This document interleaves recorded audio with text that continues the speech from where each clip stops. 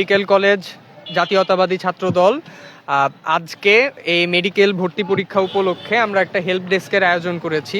মূলত এই help desk আয়োজনের উদ্দেশ্য হচ্ছে শিক্ষার্থী এবং অভিভাবক যারা আসেন ওনাদের যে হ্যাসেল বা কষ্টটা হয় সেটা কিছু অংশেও লাঘব করা যদি পসিবল হয় আমাদের দ্বারা, সেই উদ্দেশ্যে আমরা প্রথমেই শিক্ষার্থীদের জন্য হচ্ছে সুপেয় পানির ব্যবস্থা করেছি।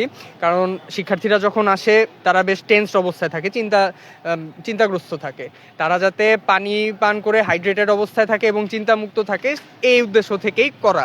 এছাড়াও শিক্ষার্থীদের এছাড়া যেসব প্রয়োজন রয়েছে, যেমন দিক নির্দেশনা নেওয়া, তাদের কোথায় সিট পড়েছে না পড়েছে সেটা জানা, কেউ যদি ব্যাগ নিয়ে আসে সেই ব্যাগটা কার কাছে রেখে যাবে সেটা যাতে তাদের চিন্তা করতে না হয়, এজন্য আমাদের এই হেল্প ডেস্ক আয়োজন করা। এখানে যাতে তারা তাদের জিনিসপত্র রেখে ভালো মতো নিশ্চিন্তে পরীক্ষা দিয়ে আসতে পারে, সেটাই আমাদের আয়োজন। আমাদের এই আয়োজনের মূল উদ্দেশ্য বা আমাদের রাজনৈতিক বা সামাজিক যে দায়বদ্ধতা আছে সেখান থেকেই বাংলাদেশের মানুষের জন্যই সারা জীবনই তাই ছিল, এবং আজ যারা মেডিকেলে ভর্তি পরীক্ষা দিতে এসছে তাদের জন্য এইটুকু আমাদের একটি ক্ষুদ্র প্রয়াস।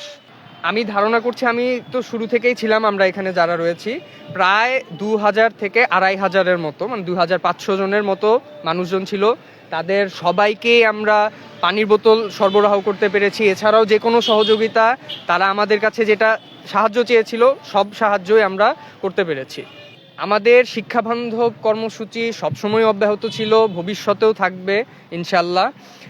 আমাদের যেটা এই বিভিন্ন ধরনের সামাজিক যে অনুষ্ঠান, যে কোনো সামাজিক কার্যক্রম যাতে দেশের মানুষের উন্নত হয়, সব সময় অগ্রগামী ছিল বাংলাদেশ জাতীয়তাবাদী ছাত্র দল। ঠিক ওই জায়গার থেকেই আমরা যে কোনো সামাজিক দায়বদ্ধতা থেকেই যে কোনো প্রয়োজনে, সমাজের দেশের যে কোনো প্রয়োজনে আমরা সবসময় এগিয়ে থাকব। ধন্যবাদ।